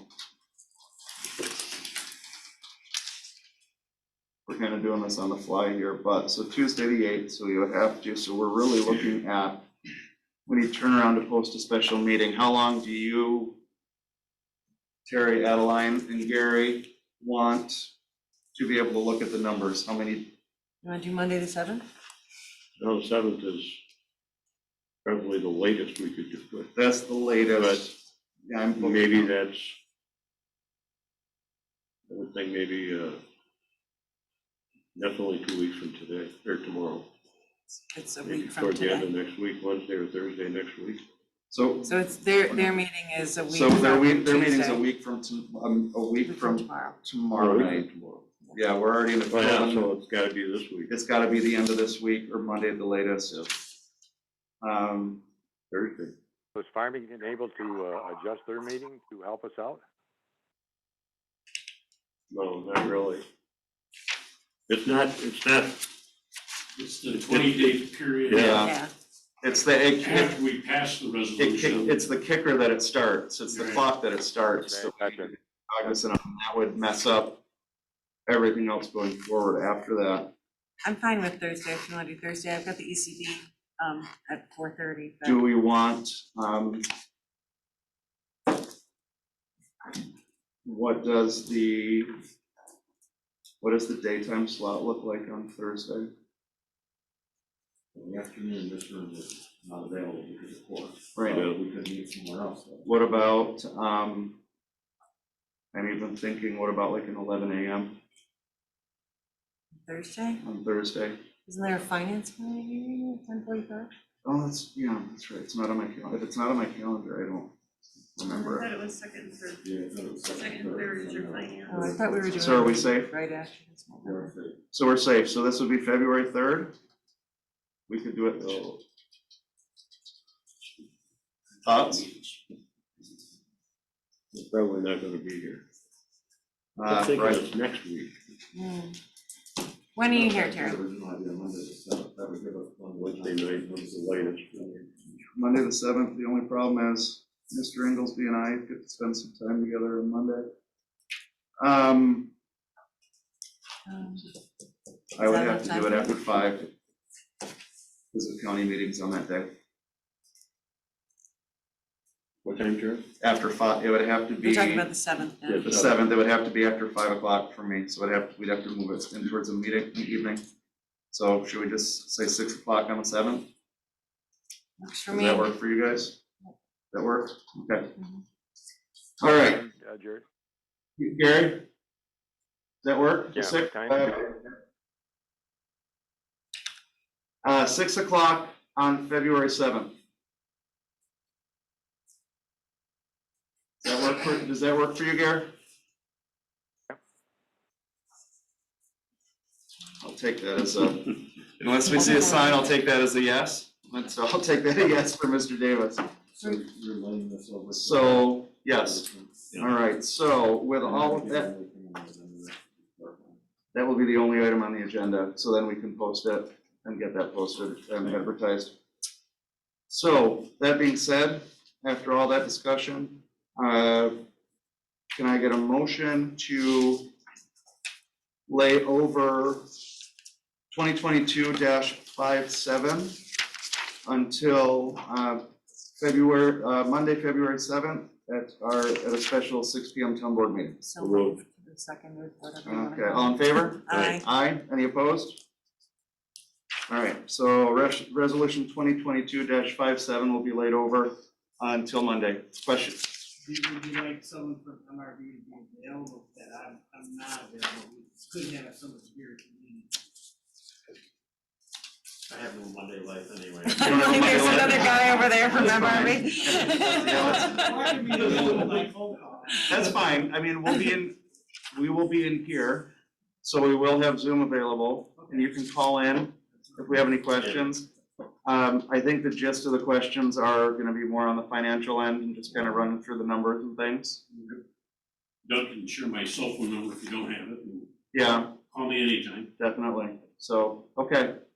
All right, well, I think that's it gives time, but you guys are still within your window and we're not bumping you back, and gives time to think about it, all right? Yeah, that's a good point. If anybody has questions between now and then, feel free to contact Greg or I, on anything from our perspective. Okay. All right, thank you very much. Thank you. All right, after all that, now we're on to 58. Sure, I think you might want to continue that into 321, the next public hearing. Yep, so there will be 2 items on the agenda that night. No, that's the March Oh, one. wait first. Let me recheck this. So we are, That's a double frontage one, so it's the March. I'm lost here. 58 is the double frontage. All right, 58. Okay, so resolution 2022-58. Can I get a motion to lay that over to our March town board meeting? So moved. Second. All in favor? Aye. Aye? Any opposed? All right, so Thanks, guys. good night, thank you. So, resolution 2022-58 is laid over until our March board meeting. You getting all this? I am. All right. I'm good, thank you. Good, I'll let you know if I'm not. okay. And I'll do the same. Okay. 2022-59, appointment of Dr. Carl Saylor as zoning board of appeals chairman. Can I get a motion? Second. It's been moved and seconded. Any discussion? All in favor? Aye. Any opposed? All right, resolution carries. Resolution 2022-60, accepting the resignation of full-time assessor and starting hourly rate for part-time assessor. Second. It's been moved and seconded. Any discussion? All in favor? Aye. Any opposed? Resolution carries. Do you want to block some of those upcoming resolutions? I don't know if you can. We'll get to the other ones at the end. We'll get to the sureties we'll be able to. 2022-61, authorizing the town manager to create a full-time clerk position. Second. Moved and seconded. Any discussion? All in favor? Aye. Aye. Any opposed? Resolution carries. 2022-62, authorizing the town manager to create an additional office specialist 1 position. So moved. Second. It's been moved and seconded. Any discussion? All in favor? Aye. Aye, resolution carries. I didn't ask for any opposed. Any opposed? All right. 2022-63, authorizing the town manager to create 2 transfer station operator positions and appoint individuals to fill those positions. Second. Been moved and seconded. Any discussion? You might want to point out that this Yeah. is not adding people. No, it's the same 2. It's Brecken and Sean who are in that position, but is just putting them in a more appropriate title for their position. So they're gonna be there for those of you who like Brecken and Sean out there coming and talk to you, they'll still be there. Along with our senior garbologist. Exactly. All right, it's been moved and seconded. All in favor? Aye. Aye. Any opposed? All right, resolution carries. 2022-64, authorizing the town manager to create a temporary assessor position. So moved. Second. It's been moved and seconded. Any discussion? All in favor? Aye. Aye. Any opposed? Resolution carries. 2022-65, let's block 65 and 66, participation policy and meeting schedule. So moved. Second. All in favor of blocking 65 and 66? Aye. Aye. Okay, so now let's get a vote on 65 and 66. Can I get a motion? So moved. Second. All in favor? Aye. Aye. Any opposed? Okay, 65 and 66 carry. So let's block 67, 68, and 69, the sureties. Can I get a motion to block those three? So moved. Second. All in favor? Aye. Aye. Any opposed? Oh, Okay. you good? Sorry. Yeah, we're blocking. Okay, we blocked 67, 68, and 69. So can I get a motion for resolution 67 through 69? So moved. Second. Any discussion? All in favor? Aye. Aye. Any opposed? Resolution 67 through 69 carry.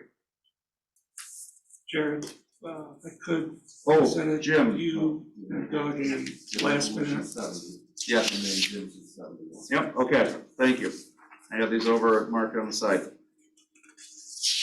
Asking the board tonight to allow me to purchase. Yeah, that's the next Oh, I'm one. sorry. You're jumping the gun. Oh, I'm sorry. That is- You're 71. All right, so this resolution number 2022-070, authorization to create a capital project to track uptown Canandaigua infrastructure expenditures. So moved. It's been moved. Can I have a second? Hang on. Second. Okay, any discussion on this? I would like to add that this is that 125,000 that was removed from the earlier item. Okay. And instead of allocating it to the water project, Got it. we have allocated it to create an uptown capital, a capital project for any expenditures or items that might need to be incurred for the uptown area. So it's a net zero. This was just taken from there and brought over here, which keeps us the same transfer amount. Got it. All right, it's been moved and seconded.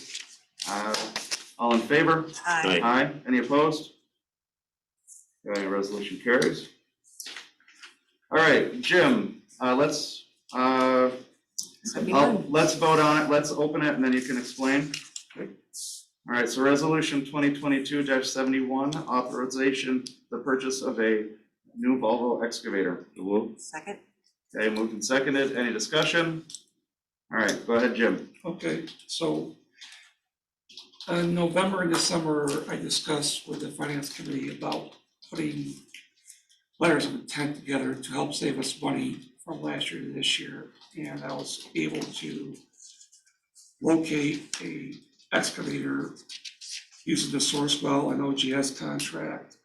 And by doing so, it allows us to move forward with the purchase of it between the highway and the water accounts. The one thing that's not necessarily clear in the budget, and that's what I have to finish with Doug, is I put together a different list of equipment due to the fact that some of the equipment we want to buy this year is not even available.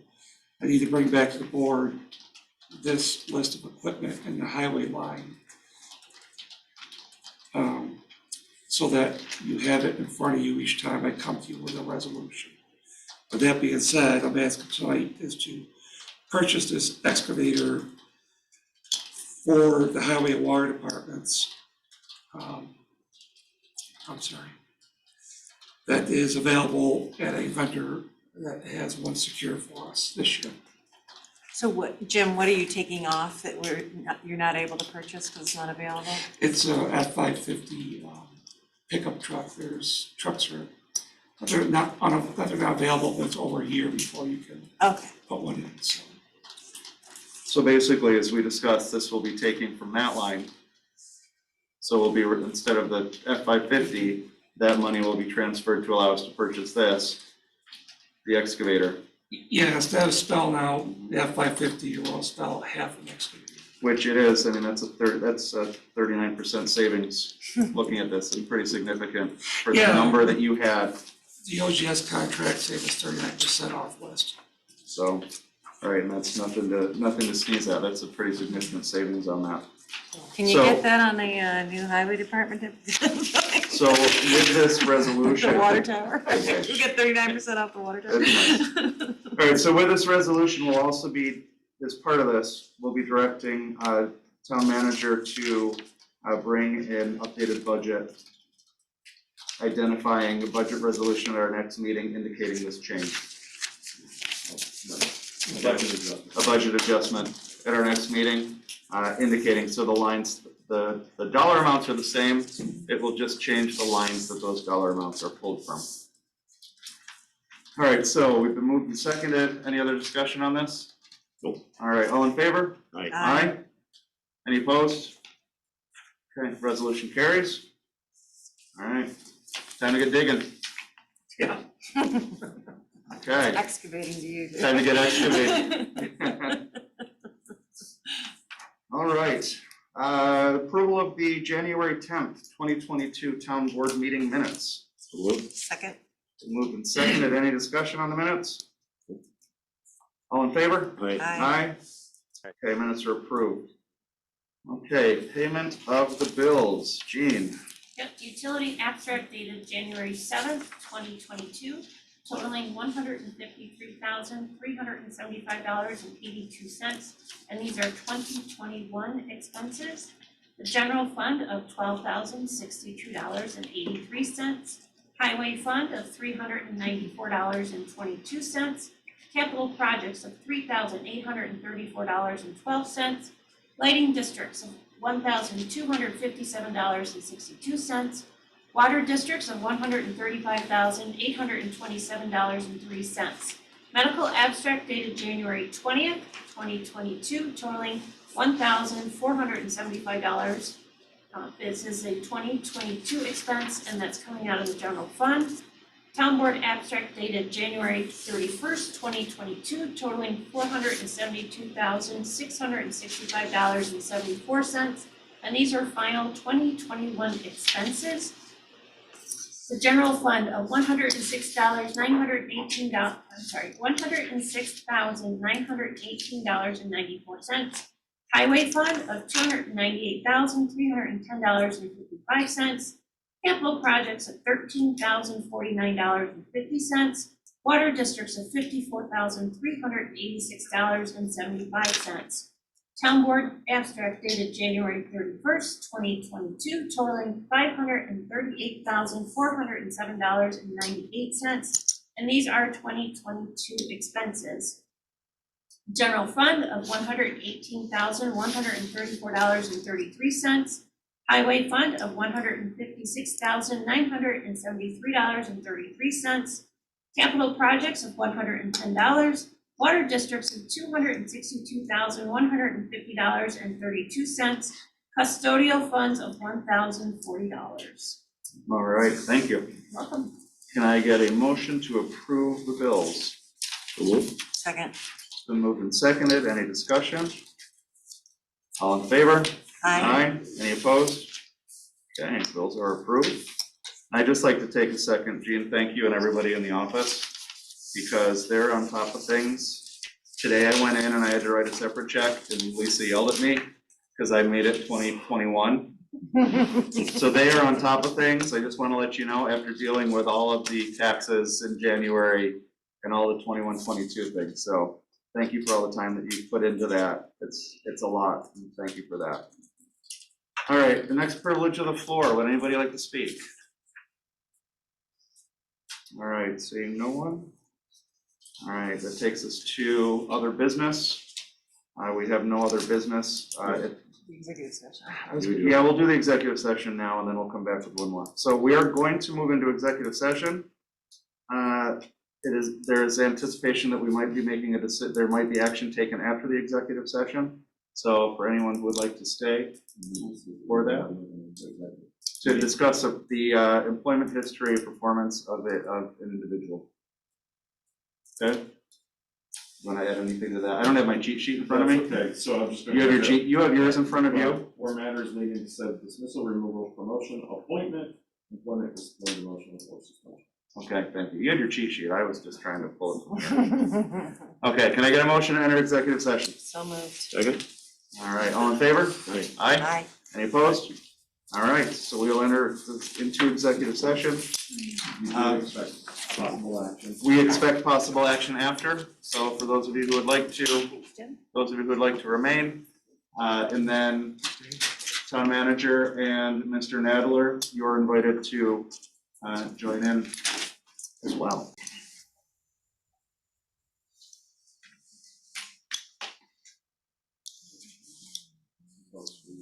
Yeah, let's make sure we have everybody out there back in.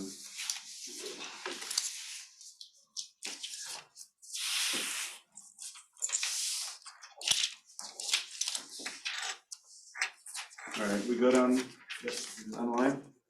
All right, thanks everybody for coming back in. We do have some business that we would like to entertain at this point. Yes, I would like to say that after a thorough and careful consideration and review of all the applicants for the recent town board vacancy position, I would like to make a motion to appoint Karen DeMay to fill the vacant town board seat through December 31st of 2022. Second? All right, it's been moved and seconded. Any discussion? Okay, all in favor? Aye. Aye. Any opposed? All right, motion carries. All right, thank you, Karen. I do have, before we go on to the next business, we do have Jean here to help. I would like to share just a couple thoughts on this, a statement from the board. So I just, along with the entire town board, I would just want to take a minute and thank everyone who did apply for the open town board position. I'd also like to take a moment and thank our town attorney, Chris Nadler, for guiding us through this entire process. As a board, this is something that we took very seriously. After much discussion and consideration of all applicants, we are excited to make this appointment to fill this open position. Ms. DeMay brings many years of government experience, having served as clerk of the Ontario County Board of Supervisors for many years. She also brings a record of service as an active member of our community. Her understanding of government operations will allow her to step right in and begin serving our residents on day one. As many of you know, this appointment will be for 1 year with an election this November to fill the remaining year of the open seat. During the interview process, Ms. DeMay indicated that she has no intention of running for the final year of this position, being content to do her civic duty and serve for this 1 year appointment. This will allow her to focus on her service as a town board member without the added distraction of running a campaign. This will also leave the door open for interested candidates to present their case to the voters and vie for the seat in the November 2022 election. While our choice will not please everyone, we feel it is the correct choice for the town of Canandaigua at this time. So thank you, Karen, for being willing to take time out of your retirement to serve the town of Canandaigua.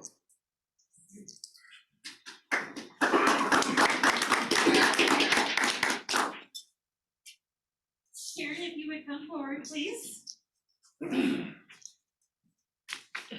Is your husband still here?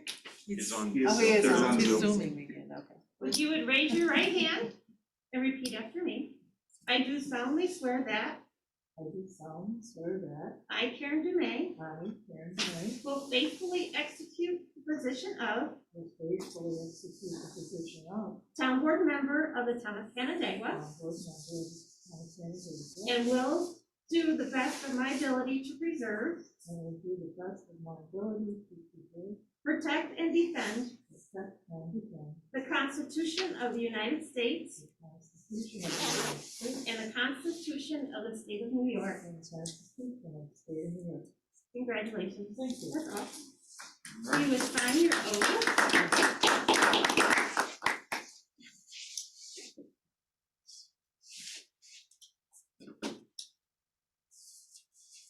Yeah, welcome aboard. Thank you. Now you need a chair. Yeah. Now you're gonna need to- You can come sit in the gym chair if you'd like Yeah, to. there you go. Whatever. Jim, you ran away from there pretty darn quickly. Oh, and I got, That's a dog. Oh, no, I'm sorry, dog. there's no room. Yeah, you could, what about, if Nadler ever comes back in person? And Gary. Yeah, and Gary will get, yeah. All right, so let me, okay. All right, any other, so we have one final privilege of the floor. Would anybody like to be heard? Okay, seeing none. We do have one more executive session to discuss the potential sale of real property where public discussion could affect its value. Is that close enough? Yeah. And I didn't even have a cheat sheet in front of me. Okay, just saying. Okay, and we do not expect any action after this executive session. So we will have town manager and the attorney with us as part of this. All right, so thank you, everybody. Thank you guys for coming, and sticking around until Can I get 8:15. Can I get a motion to enter executive session? So moved. Second. Second, whatever I am, take a break. What was that? No, get a